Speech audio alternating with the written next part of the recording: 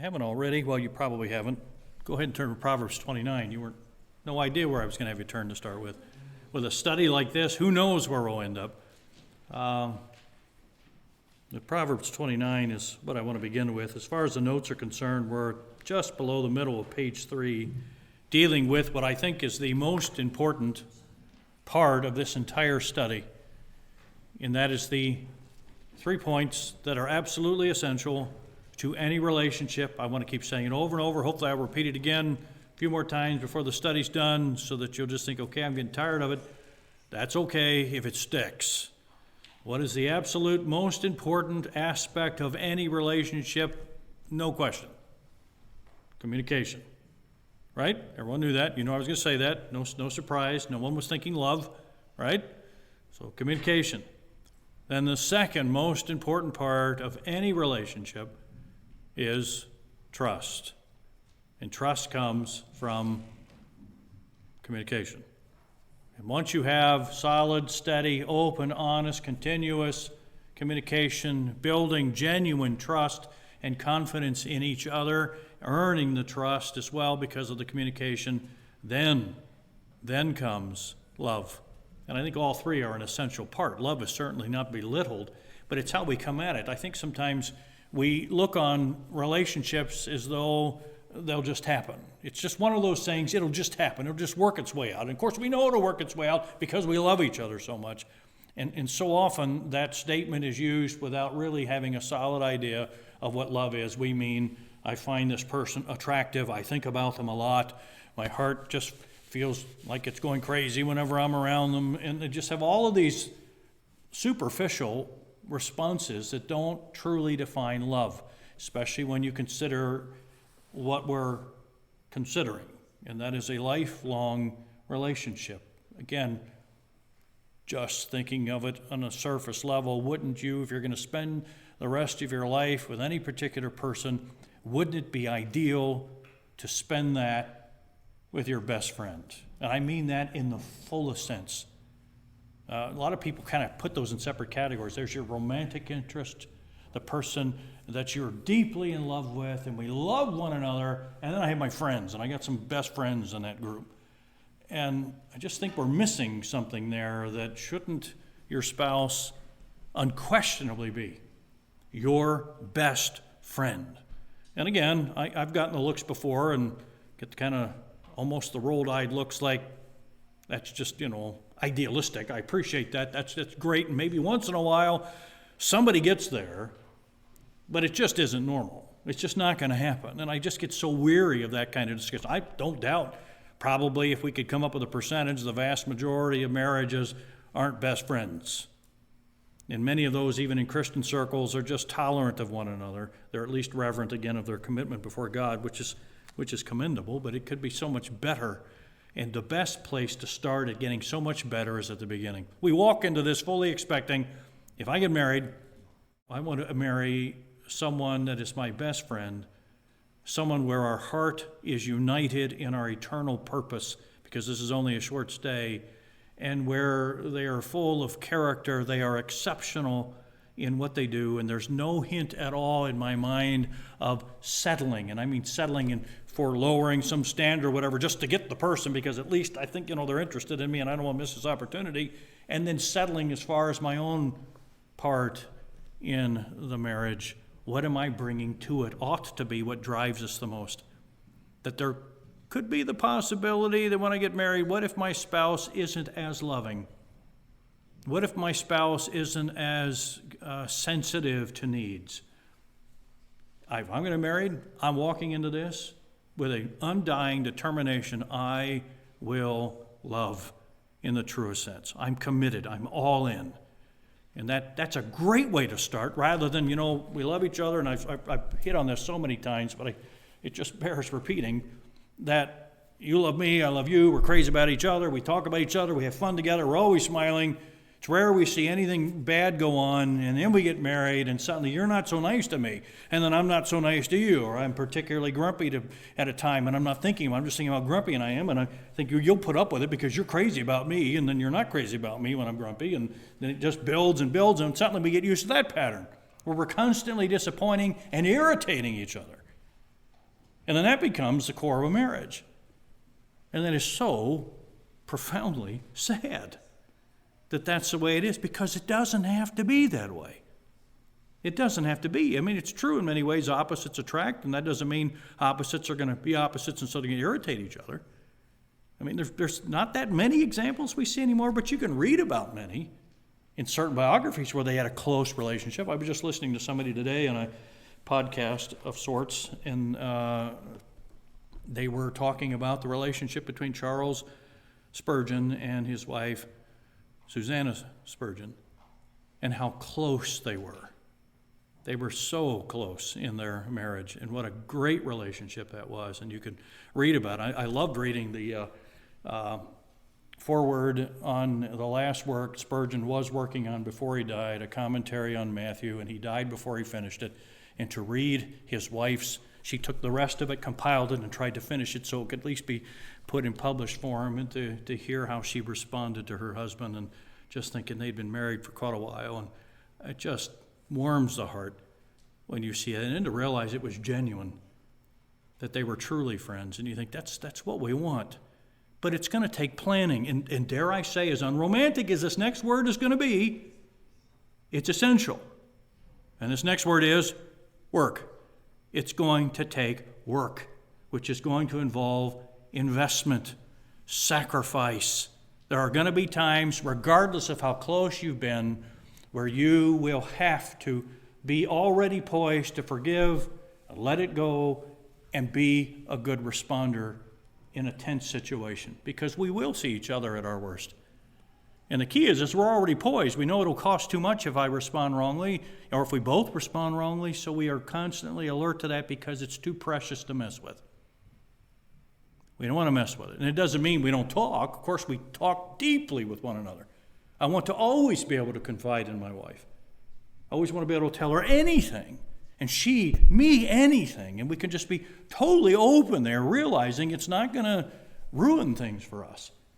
And, I don't want to overburden her, and she doesn't want to overburden me, but we know there's a time when I just don't know what to do, and who am I going to go to? Of course we go to the Lord.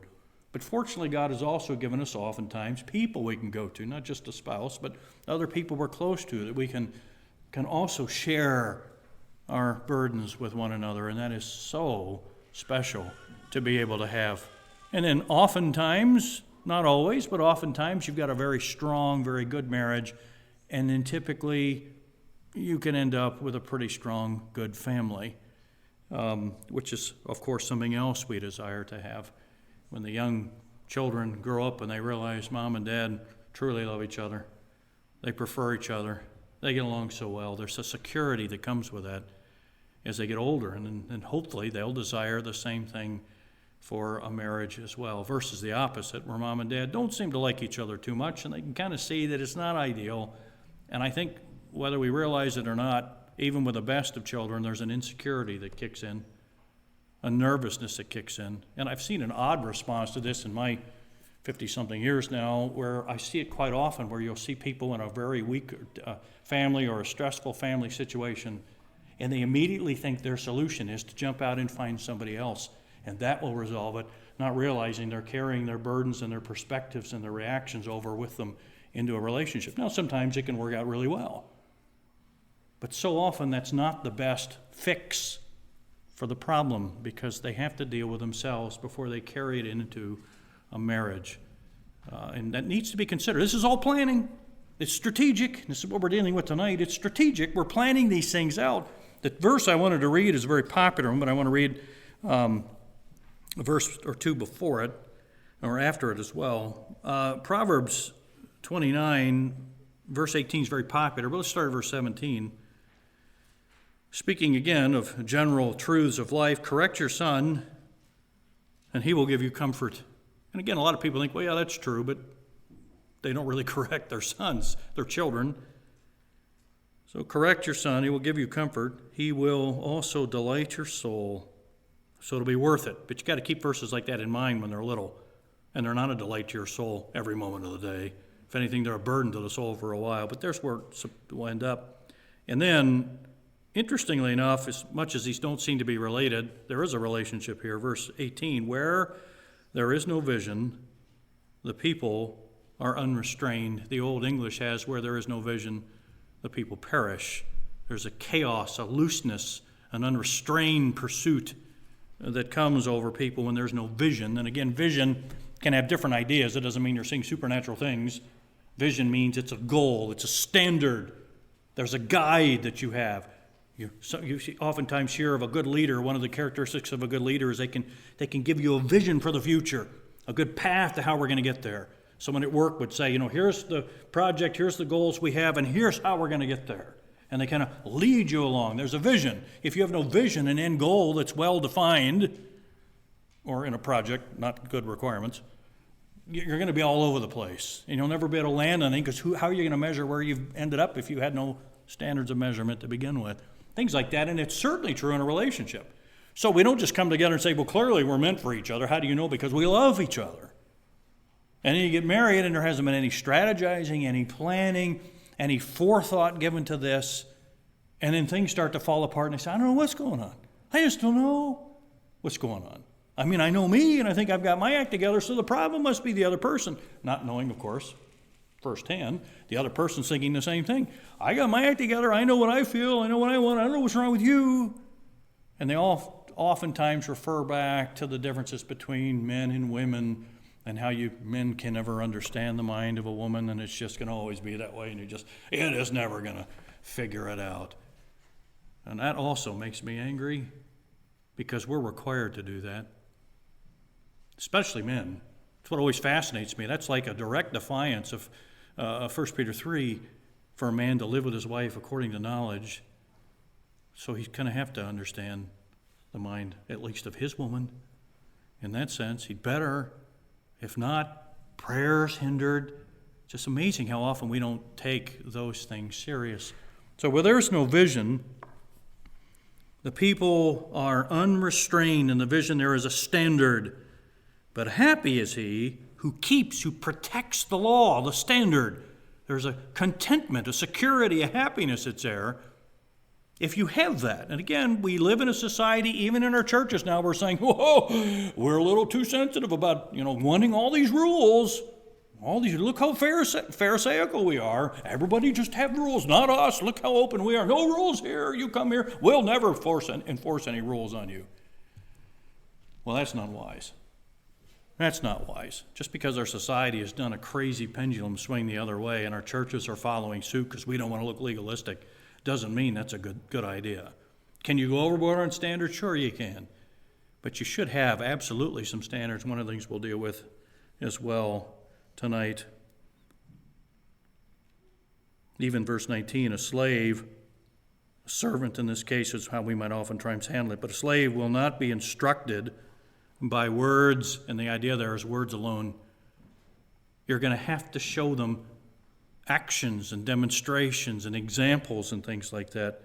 For though he understands, there will be no response, because he might understand the words, but he doesn't, show me, give me some examples. And this is what I fear we have a drought in, is that a fine word to use, of examples to point to with good marriages that our children look to and they say, well, that's good. And then rather than just saying, well, they just won the lottery because they just picked each other and they were just a good match, and most people don't. Boy, I sure hope I win that lottery. They go and they look, there's a good marriage. I wonder what went into that. And they actually ask, or they're told these things, and you start to pick these things up and you start to say, how come you have a good marriage?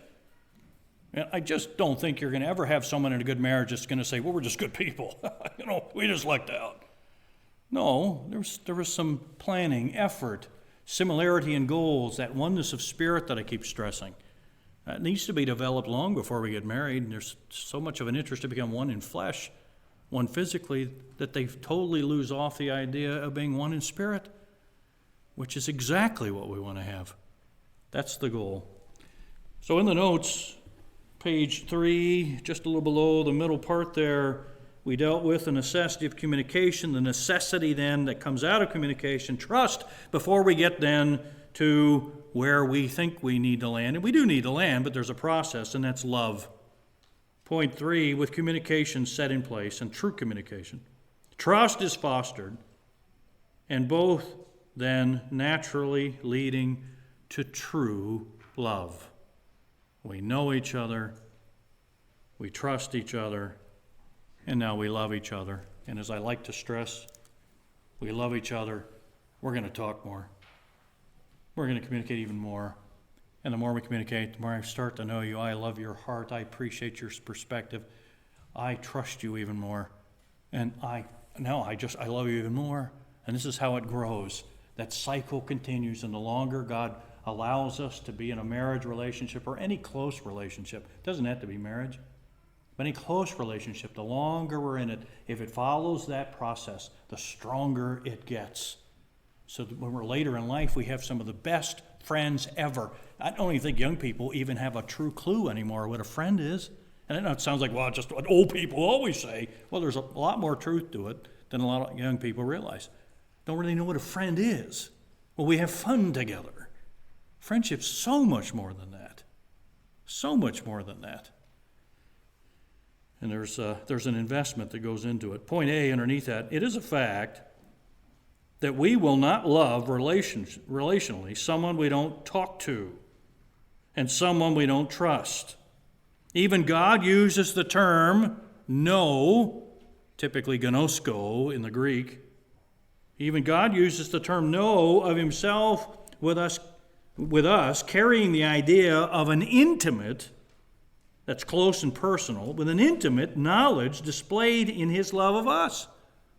When God talks about knowing us, it is a full knowing. It's a complete knowing of us. This isn't just a casual acquaintance and we just, since we seem to be mutually attracted, we must be meant for each other. And since other people get married and most people are in a hurry to get married, you want to secure the person soon enough that the wrong priorities take over. And we end up marrying someone we really don't know, or we know a little. And then there's not enough communication that started the process, and therefore there's not trust, and true love may not be there. There's a romantic type of love which so often finds its roots in the eros form of love, which is a physical attraction, but it's not love. It can be a result of love, but it's not love itself. For instance, I won't read the text, but Romans 8:29 uses this underlying word for know. For whom he did foreknow, he'd also predestinate, be conformed to the image of his Son. For those he knew, he really knew. Matthew 7:23, in the judgmental text there, depart from me, you cursed, I never knew you. There's that closeness there. Not, I didn't ever know of you. No, we didn't know you. In the truest use of the word there, 2 Timothy 2:19 is the same way, 1 Peter 1:2. The uses of the word and the variations of the word know mean more than just know of, but to know as we would of someone, we would say we know them closely, even intimately. There should be an intimate knowledge of each other, but even that word intimate now in English seems to carry with it, it's a little borderline, stuff we shouldn't talk about. What are we talking about there? We should be able to know each other intimately, and that means something good. I know your heart. Best friend, this is the thing that frustrates me about the pursuits in homosexuality, but I love them. I love them. Is it wrong for me to truly love someone of the same sex? Not if you mean the word truly love, but why does it have to result in physical responses? Why does it have to be sexual? Where does that come from into this whole mix? You could deeply love someone because you deeply know them, because you communicate and there's a trust. It can be any relationship like that. But it doesn't, because it's obviously perverse and wrong in the Word of God, to result in something sexual. And yet that seems to be the stress point. No, we long for close relationships. And it doesn't need to be. It shouldn't be, obviously. It's wrong in certain circumstances if it becomes sexual. And even between a fellow and a girl, if it's premature or whatever, then that's also wrong. That's wrong. And there's all this stress. Well, I think they should, be free to kiss and and hold hands and be really close and be like, I just think it just seems natural, and I don't want to come across as Pharisaical or puritanical or whatever they say, and everyone just kind of says, well, yeah, it just seems to be the general consensus. And you think, oh, no, is it not possible to be close and still have pretty strict standards? Can you actually learn to love someone deeply and have that attraction that's very strong, even physically, and control yourself? It ought to be, but it's just not expected anymore. And I think one of the reasons why it just looks like you just got a bunch of standards to make sure, because you don't trust us. Well, part of the answer to that is, surely we don't trust you. Are you crazy? Why would we? And so somehow they should walk into this relationship, and because we're all responsible here, we say, well, of course we trust you across the board. No, there's no trust. There's a set of strict standards. I still watch in one of these groups I'm still a part of. I'm not sure why I am, but from my old college days and all these people that run from then, and many years after Tammy and I got out, and so many complaints. Here we've got full-grown adults that have been adults a long time, and they're complaining about the rules that we had. You know, strict they were, the dress standards, the being alone together, the dating standards, and all these. Just how unbearable they were. I'm thinking you knew that when you walked in. It's like there's still a bunch of babies that are out there. What kind of standard are we going to hold for our children? I want my children to like me. I don't want them to think I'm mean and really restrictive. No. Hopefully our children know long before that time ever comes the reason we are strict. It's like the reason we're strict in any other area. We love you. We deeply love you. It has nothing to do with me thinking I want to make my kids miserable when we're on dates or whatever. We just laugh at how miserable we made our kids. No, it's nothing like that. And yet it just seems to be what drives so many people. The goal is long before they get to that point that they truly have come to know one another, especially in their spirit. For instance, point B, the concept of salvation is an excellent demonstration of this type of love. An excellent demonstration of this type of love. There is a, quote, knowing, as it's often there, people panic over, well, I don't like the term foreknew. There in Romans 8 and in Ephesians 1 and 1 Peter, we just get uncomfortable. Well, no, it's absolutely beautiful concept. He wasn't dying for strangers. And then that kind of puts an interesting idea on it. He died for someone he truly, deeply, intimately knew. And then we think, well, if he knew me that good and I look back at how I was, then that's an incredible demonstration of love for me. That's how he loved me. So we take that idea at the beginning and we step into a marriage then, and when our spouse does something that's offensive to us, we should already be trained, at least in our initial response, I need to love like God loved me. And here's an opportunity. Here's an opportunity. But so many people, I just wish my spouse would love me. Why don't they think of me? Why don't they love me? Again, what if God thought like that? What if God responded like that? Well, he's God. Yeah, well, we're Christians. We're like Christians. Like Christians, can that be a term? We're like Christ. We're supposed to be. Should we not then love like him? So, of course, salvation's a great demonstration or type of this love. There is a knowing and a giving, all communicated to us in detail of his work for us. That's why all these texts are wonderful to get through. Look what our spouse, as it were, our husband, as it were, has done for us if we're the bride of Christ. Look what he's done for us. We want to know all these details. At least we're supposed to. Each partner in the marriage relationship should hope to follow such a pattern of giving, communicating, knowing, and loving. And I'm walking to this. This is our strategy. We're strategizing together, but I'm strategizing on my part. This is what I'm bringing to it. I'm determined to bring this into it. Long before we ever say, I do. Point C, then in the marriage relationship, the physical relationship comes as a response. Comes as a response, as a result, we could even say, to the love that has already been fostered, and it is not the source of the love itself. I can't say it enough because if you look across the board, there seems to be, well, how come your marriage is in trouble? We're just not physically close anymore. Well, the fix isn't then to become physically close. The fix is you need to start communicating again. Start at it. Build on it again. Because you don't trust each other. And you don't communicate, you don't trust, so you don't love each other. Each one focusing on being the one who loves, not the one who's being loved. Well, doesn't a wife need to be cherished by her husband? Absolutely, but she's never told to enforce it. Never told to enforce it. Never told to demand it. Can you even demand it? It's another thing that oftentimes is missed. There are just so many, should be obvious, inconsistencies in how we come at relationships. And then build whole counseling plans and materials, endless materials, all based on what people want to hear. Sprinkled with a verse or two, so often not even used appropriately. Not even defining the biblical usage of the words. The word love alone would end most arguments, at least philosophically, in marital relationships, if we just get back to the word for love. You are obligated to love your spouse. You're obligated to. What does it mean to love? It's selfless. It's not philia love.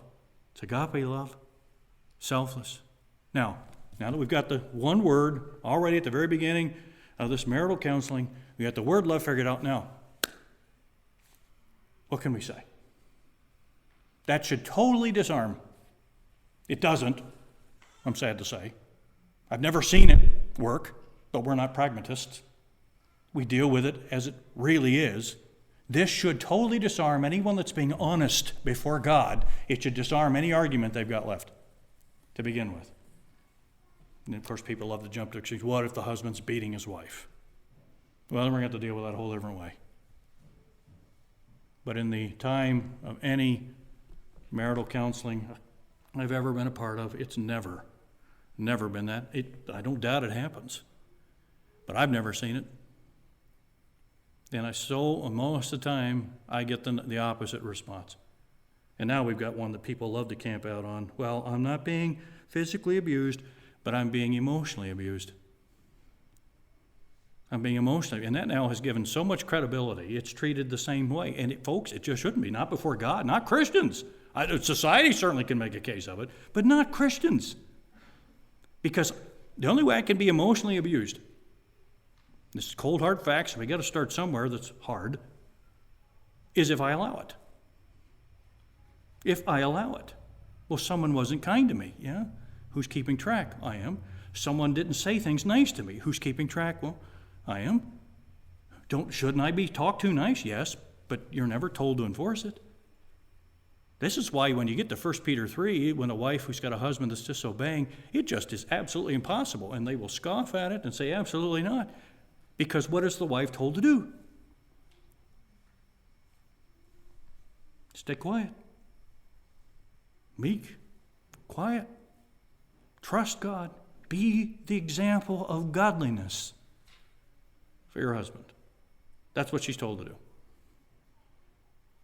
I've never met a wife in a difficult situation that has ever looked on that text and said, okay, well, there we go. That's what I have to do. I've never met them. I don't doubt there's some out there. But I've never met them. So again, I just realized probably very little practically is ever going to be done. I'm going to keep trying if anyone ever dares come back to me for marital counseling, which the more I keep talking like this, no one will come close because I'm not going to tell them what they want to hear. But we can certainly talk about it long before they get married. This must be your standard. This must be your standard. Well, what if they marry someone that's going to be unloving? Well, you better figure this out the best you can before you get married. And again, I've heard people say, well, we tried. Yeah, but you go back and you really investigate. And there might be a rare case out there, but no, they deeply communicated. They spent a long time together. They became one in spirit before God and were united around that. That somehow falls apart. It could, but even then we know what our part is, and maybe the rest of my life will be demonstrating a selfless love in my marriage. Is that then a prison sentence? Or is that one of the most ideal cases to demonstrate godly love, even if it's never reciprocated again? Again, who thinks like that? Not many. But it is solidly scriptural. Ephesians 5 alone is hard to get around with anything else. So when all this is built on, then in the marriage relationship, the physical relationship comes as a response to the love that has been fostered. It's not the source of love itself, it's the result of love. Those who found their relationship, they found it, in other words, they build it, on the physical aspects, soon come to find the relationship to be shallow and unfulfilling. It's just not fulfilling anymore. That's a very common thing. Well, my needs aren't being met. I'm not finding fulfillment anymore. Well, if you define it in the physical, then all kinds of immoral things suddenly become very tempting. And we've justified, well, of course he was unfaithful. Of course he was unfaithful. Did you know their spouse? And you even find these arguments in Christian circles. This is just absolutely wrong that they come up in Christian circles. It's wrong to use these things and say, well, it's just going to be the result. I mean, can you go through life without having your needs met? Yes. Actually, yes, you can. Don't hope to be the case. We'd love, and our goal and our strategy is to have our young people, if they're going to get married, marry a spouse, and both of them walk into this, and this is their focus. This is their drive before God, long before it's before each other. Best time to prepare to be a good husband or a good wife is long before you meet Mr. Right or Mrs. Right. Long before you ever get there, I'm preparing to be an ideal husband. So I appreciate it again with my dad. He would tell us multiple times, I want you, if you ever get married, I want you to be a good husband, and I'm trying to set the example. He would tell us this. He would force us sometimes to open doors, for our mom. That wasn't too bad, but for my sister, that's really pushing it. They want to do that. I want you to be a gentleman. I want you to learn to love. I want you to be one who gives himself for his wife. I want you to be a true picture of what a man is in the godly sense, that's what you need to be. Long before you ever meet someone. What if you never get married? Well, then you're just going to be a nice guy. Ideal guy. Probably a good friend in all your other relationships. Not saying you have to go opening the doors for all your friends, but just be a good guy. To those who found the relationship on or in the physical aspect soon to come find the relationship to be shallow and unfulfilling. Many then go on to other physical or flirtatious relationships. After all, why not? I just want someone to show that they love me. I want to feel good about myself again or something like that. They go on to other physical or flirtatious relationships to find the fulfillment they know or they believe they are lacking, only to find frustration. Because you get two needy people together, you're getting two people coming together looking to get. And that's certainly the beginning of trouble. Two needy people. I'm looking to you to give to me. And you're looking to me to give to you.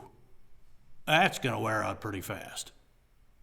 That's going to wear out really quick because suddenly I start to realize, well, you're not driven and obsessed to meet my needs. That's all I wanted.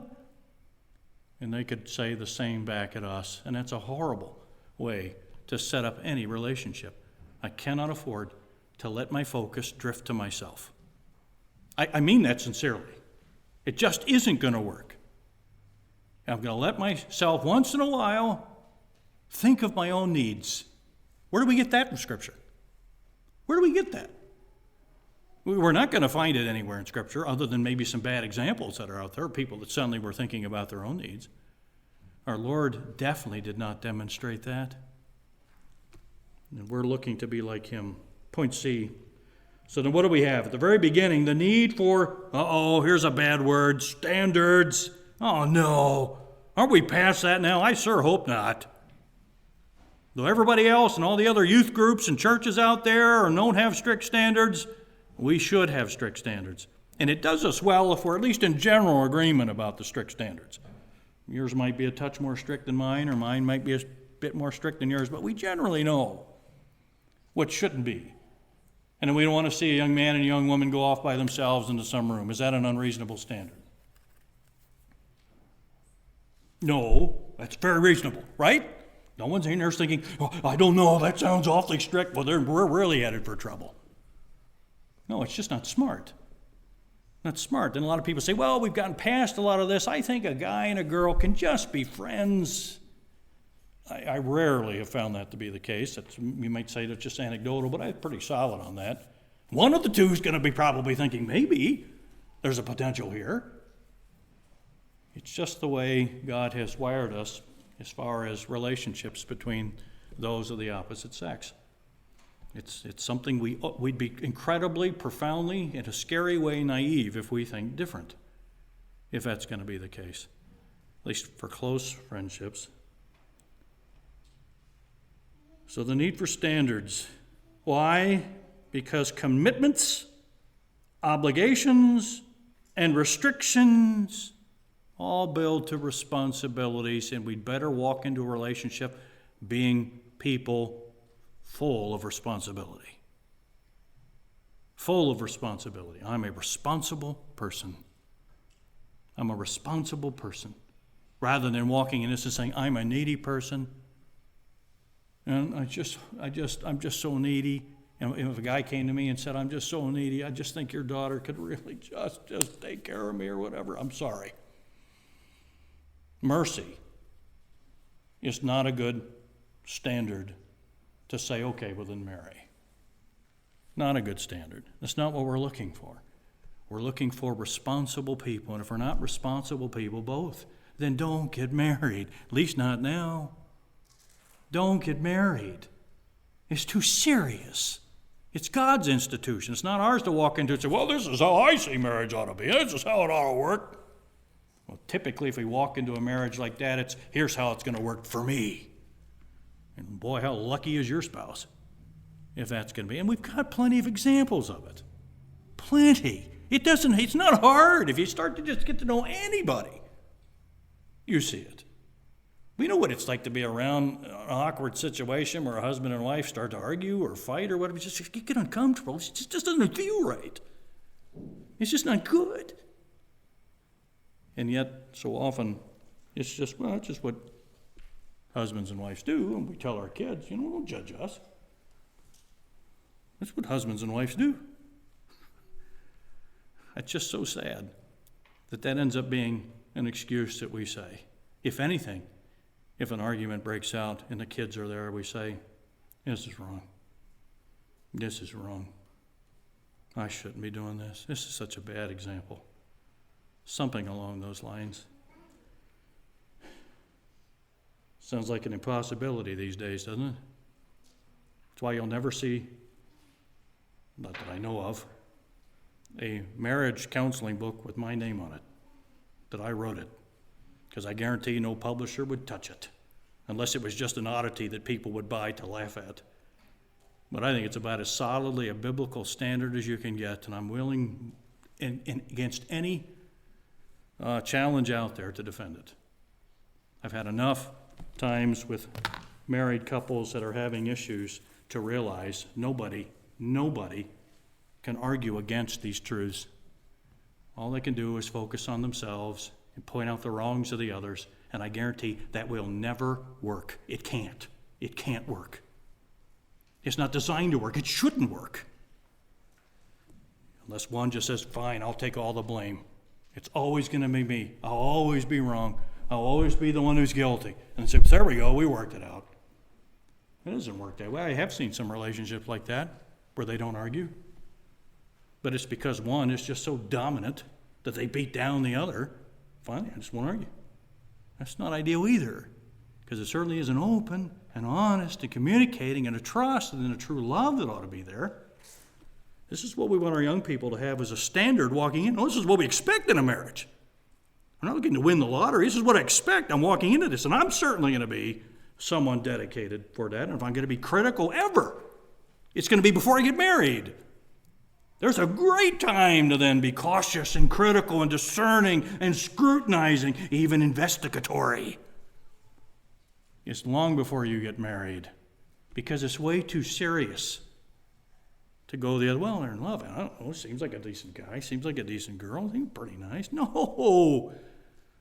Make sure there's a thorough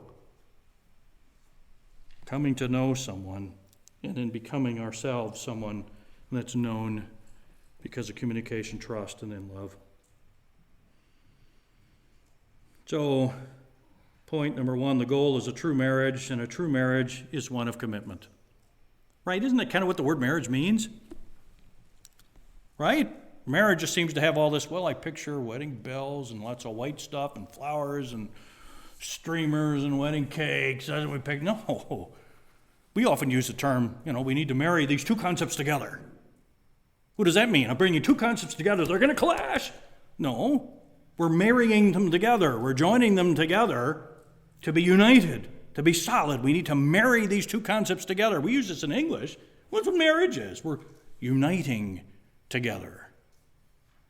We're pulling them together. It's going to take a little bit of planning. Certainly, a true marriage is a marriage that's built on commitment. That's why it's a covenant. Again, I can't stress this enough. Why do we covenant? Why do we vow in our wedding ceremonies? Well, it's nice to have a little bit of old English there and those formal statements, and people really appreciate that. Of course, now we're drifting away, because what are wedding vows now? I'm going to take as many jabs at this as I possibly can. Don't get many opportunities. Oh, now it's time for you to say your vows. You're so special to me. I love you ever since we met. And they just go on and they give all these wonderful things that are making a display of the romantic relationship in front of people. Do that some other time, maybe at the reception, not in the ceremony. Keep it formal, keep it serious. It's before God. We're covenanting together, realizing there's going to come a time where I may not want to fulfill what I'm supposed to do, but this is covenant. I'm truly committing myself, and I'm locking myself into this relationship to keep me focused before God to fulfill my responsibilities. It's a serious thing. Well, that doesn't sound romantic. I don't think the wedding ceremony should be romantic. I think it's extremely serious. It's a wonderful picture. Look at these two people that have come together and truly hope. They genuinely have come to know each other, one in spirit, and this is just the natural final step of this side of eternity. And then it's a wonderful thing to behold, and you're quiet, and you're serious, and you're listening to the vows as they're being made, and everyone realizing how serious this is. And it's done before God. And then when it's done, have a great time. Celebrate. Bring up the romantic stories. Talk about how you loved each other. There's a time to bring up those times of how special that person is, and then hopefully you're still doing that 20 years later. Not some neat little romantic thing that everyone tries to outdo the other, as though it's some display of look how romantic I am versus somebody. No, if I don't want to just have the traditional vows. Those are dull and boring. I'm not interested in performing those marriages. Why would we? You're into this because you want it to be something other than dull and boring? No, it's a very formal ceremony, and we treat it as such.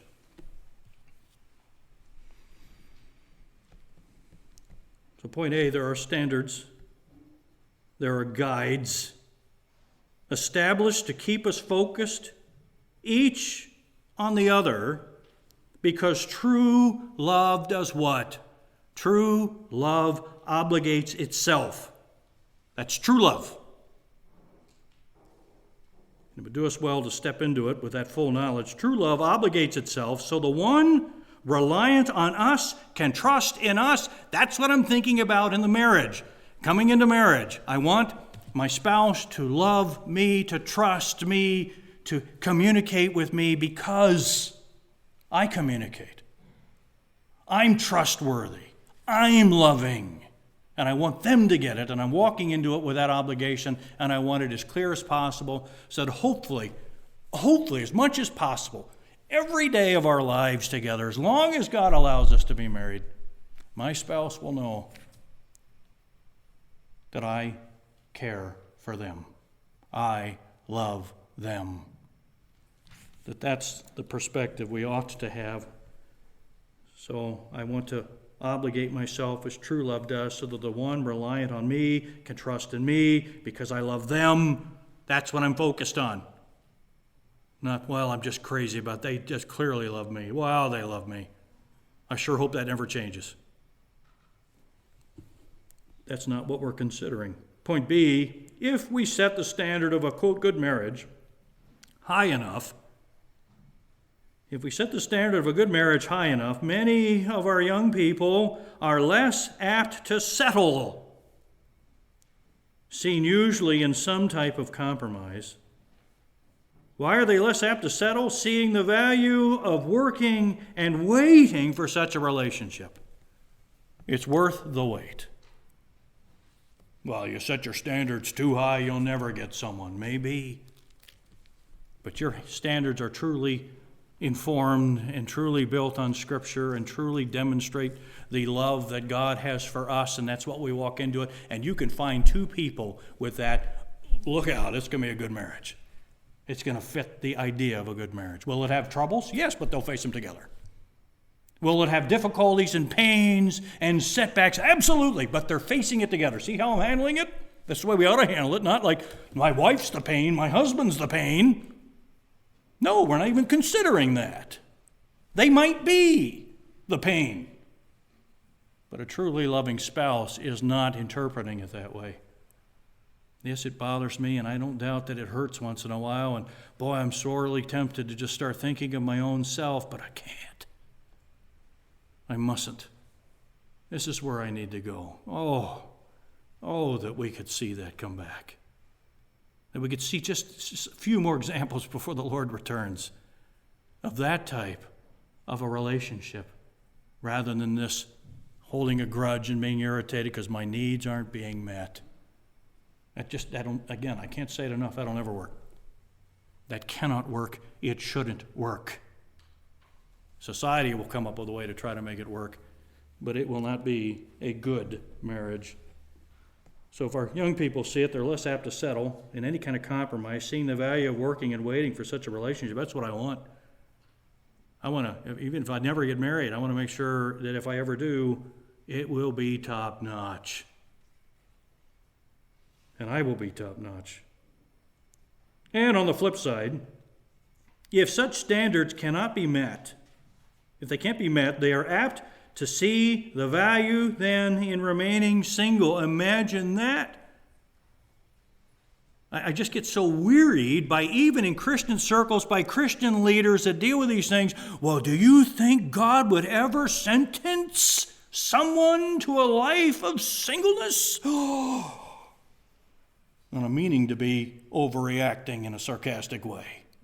Can you imagine that God could ever allow the situation and would be so cruel to sentence someone to a life of singleness?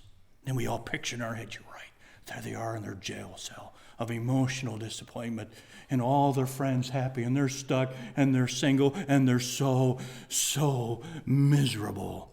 And I wish I was overreacting. But that's the term that's used in popular circles. I oftentimes hear it in, well, so-and-so had a really bad marriage, and they didn't know it, and their spouse was just Satan incarnate, and it was just the worst thing ever, and of course they divorced. Well, but you realize the nature of marriage, and you get into, no, don't go there. I know where you're going to go. No, don't go. No, don't remarry. God would now sentence me to a life of singleness? That's where I've heard it the most, that statement. And I know people are going to say, Don, you are so cold. You are so heartless. If our emotions and our so-called love can work around God-given, clearly given standards for our own sake of our own love, it's wrong. It's wrong. And if God's grace is not sufficient and we've already yielded the point, you're right, your situation, you being single, the rest of you, there's no way the grace of God can handle that. We won't even go there. Isn't that what we're saying? Isn't that what we're implying? But Don, do you know their deep emotional needs? Probably not. And it actually might be good because I might yield. God certainly knows it. He's the standard setter, not me. Can't we go back to that for the core reasons? It's before God. Even our marriages are mainly for God's purpose, His institution, His purposes, not number one for my happiness. Hopefully my happiness is a huge result of a marriage. Hopefully it is. And just so satisfying, so fulfilling. Wonderful thing to have on earth. Hopefully we have those. But that's not its number one purpose. So on the flip side, if such standards cannot be met, they are apt to see the value of remaining single, and therefore not defining their lives ultimately by being married to another person. But imagine this. They could actually rest on the concept of being in their relationship with Christ. And so often people think, well, that doesn't work for me, because their minds are still focused on the physical side. And then no matter how you look on that one, not the best purpose for a marriage. Not the best purpose for a marriage. It's just to control your physical urges. So imagine that. There's even movements that have been out there a good deal in my lifetime. One woman sometime a while back kind of was trying to, in a roundabout way, chide me for some of this, and basically saying, but you have so many daughters. Aren't you preparing them to be wives? And the answer was no. No. We're preparing them to be Christians, like Christ. And if they ever get married, and they have focused the bulk of their attention on the relationship with God and being truly obedient, godly young women, they'll be wonderful wives, even if they don't cook well. Imagine that. I understand that they should give some basic skills, and shouldn't they be able to cook or whatever, and shouldn't they be able to keep house and all these things? Yeah, but that certainly isn't anywhere near the top priority. Anywhere near it. But you'd think so, even in Christian circles now. Well, we get our young women, so as soon as they're little, you're going to be a fine mommy someday and a wife someday, and we're going to get you ready for that. Possibly, but that's not the number one thing we have them growing up as their identity. Because what if God does not have them get married? Then as far as they're concerned, from so much of their upbringing, they have not been able to fulfill their fundamental purpose in life. But folks, that's not their fundamental purpose in life. It's not. It might be their role if they get married. It absolutely is defined, and it is their role, no question. But long before that, with or without it, they are growing in their relationship with their Lord. And that's their number one focus. And I'm not worried then if they'll make a great homemaker, hopefully. Maybe, maybe not. But I would hope that my children would end up being a great spouse if they have been focused on being a good Christian, like Christ. They'll be a wonderful person to marry. That's why you kind of want to investigate before you're saying, boy, might they be a good romantic? Or even I hate to bring these up, but they come up so often. Maybe they're not a good kisser. Really? That should even come up in our minds. Are they a good Christian? What is their walk with Christ? And we're looking both ways. And we don't want to focus on it any other way. Off to the left, as in marriage, solid standards keep it proper and functioning. We should have good standards when we're walking in to marriage. Because then, husbands, should your eyes be wandering? Wives, should your eyes or hearts be wandering elsewhere? Shouldn't be. Not wise then either. So when we start to compare, one of the, I think, negative outcomes of dating is we walk into our dating relationships, well, so-and-so would have never treated me this way. So-and-so was nicer to me than this. And we walk in, oh, no. So what? I mean, what do we run with these things? Well, when I was dating, this person was just fabulous. Okay, then divorce and go find this person. Well, they're married too. Have them divorced, get together. And society says, you're being honest, we applaud you. What a wonderful example. It should be obvious to us. It's not ours to mess around with. This is God's institution. Even bad marriages can be made into wonderful marriages. And again, I'm so pleased that God allowed me to see that in my parents. As in marriage, solid standards keep it proper and functioning, so also good standards keep us from potentially the painful and difficult obligations of a poor marriage. And a poor marriage is poor long before they get married. It's set up at least to be poor long before they get married. So I know we're not, wow, talk about slow. I thought I'd fly through this study, but there's just so many things to be able to say and hope to get to say that aren't said, I believe. And I hope you realize these aren't just Don's opinion or my take or whatever. I think these are all founded on just what it is to be a good Christian. And then when we explore the ones that actually deal with a husband and wife, it's even more detailed and it makes sense. That we would look on texts such as Ephesians 5 as being unreasonable and 1 Peter 3 as being impossible. Texts like that we wouldn't react to. So I'll give you the next point and we'll begin there. Next week, point number 2, well-planned and proper standards keep the relationship focused. That's why we have them. I don't want you to get distracted. Young man, you suddenly start to think, she likes me. And then I start to think more physically than the uniting of our souls, our friendship, our communication. No. That's why we got standards. You're going to be holding hands. You're going to be physical. You're going to communicate a lot. You're going to talk a lot. We encourage that. Talk, text, message. We got all kinds of options now. You can even see each other on your phones. Imagine that. We're going to spend so much time building that and keeping your focus there. And we will have standards. And if they ever say, well, I don't think you trust us, we as adults are going to unanimously say, right? You bet we don't. Well, how come? Because I couldn't be trusted. I couldn't be. I needed standards. I needed to be reined in. You're my kid. If anyone, I should question, it's you. Been a mean thing to say as a parent? It's an honest thing. It's not a cruel thing. Our children should expect it. No, you don't just walk into this with, well, you're past 18. We have to totally trust you. I think the law says that somewhere. No, it doesn't. We have to trust them. We don't. We wouldn't. Because a well-planned and proper standards, having it all set up, truly will keep the relationship focused, which is exactly what we need. A focused relationship, not a distracted one. Because I tell you, as soon as you start getting into this making out and all this other stuff, there's going to be a profound distraction there.